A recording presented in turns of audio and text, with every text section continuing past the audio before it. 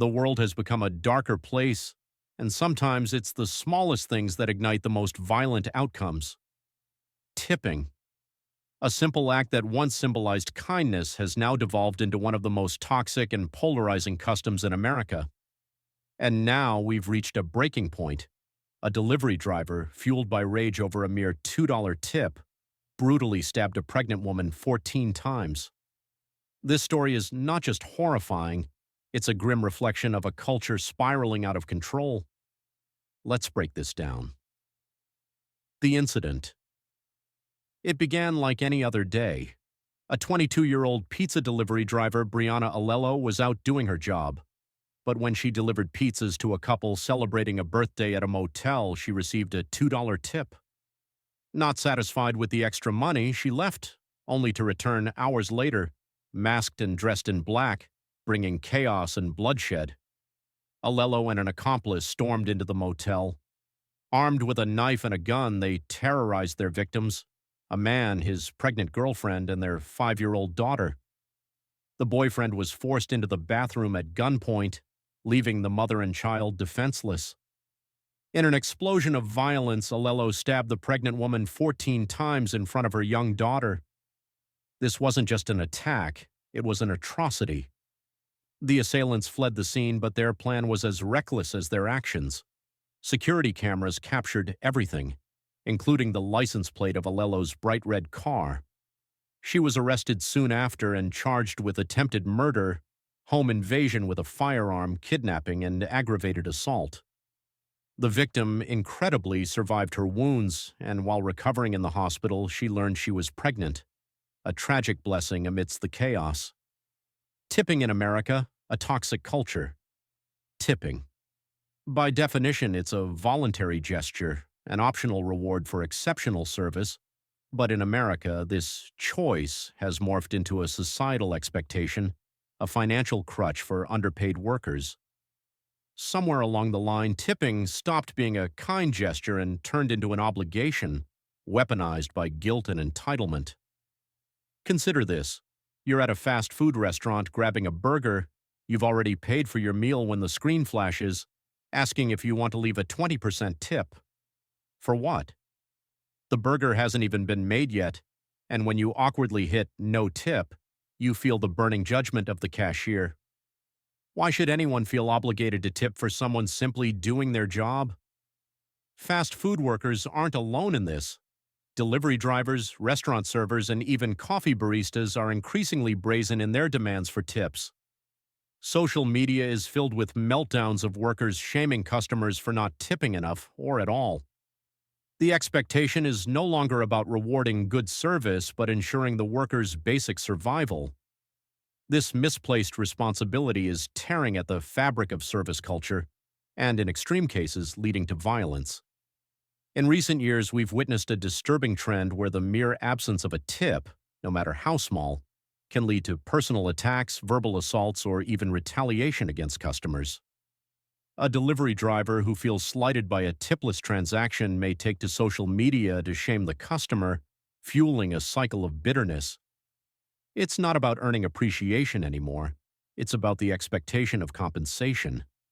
And in some cases, it's a high-stakes gamble.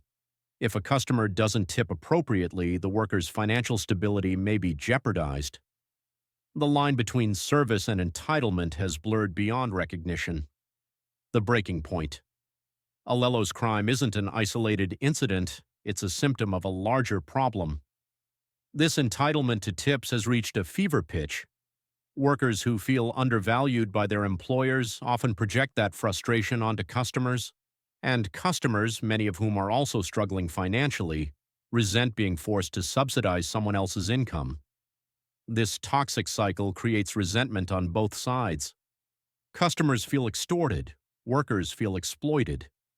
And sometimes that tension explodes, as it did in this case.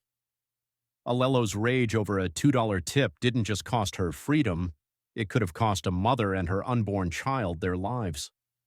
The fact that Alello was willing to go so far, even risking her own safety and freedom, over a $2 tip highlights the dangerous nature of this expectation. This isn't just about money, It's about a distorted sense of entitlement that has permeated the culture of service industries. When money becomes the primary gauge of one's worth or success, the consequences can be devastating. The breaking point isn't just the incident itself, it's the fact that this kind of escalation has become more common. What used to be a minor inconvenience, a bad tip or no tip at all, has transformed into an emotional powder keg. People are no longer simply upset. They're enraged, feeling personally affronted and humiliated when they perceive they haven't been given what they believe they deserve. The aftermath. It's easy to dismiss Alelo as a monster, but her actions are a brutal reflection of a system that's failing everyone. Delivery drivers, like many service workers, often depend on tips to make ends meet, but that's not the fault of customers.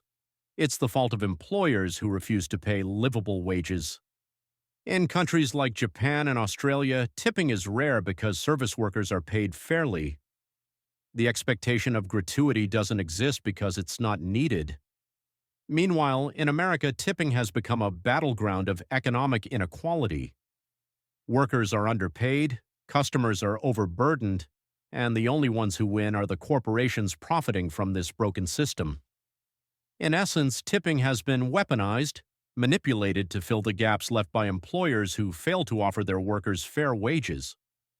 Customers are left to pick up the slack, often without realizing the full extent of the problem. The bigger picture. What happened in that motel room is horrifying, but it's not surprising. The cracks in America's tipping culture have been growing for years.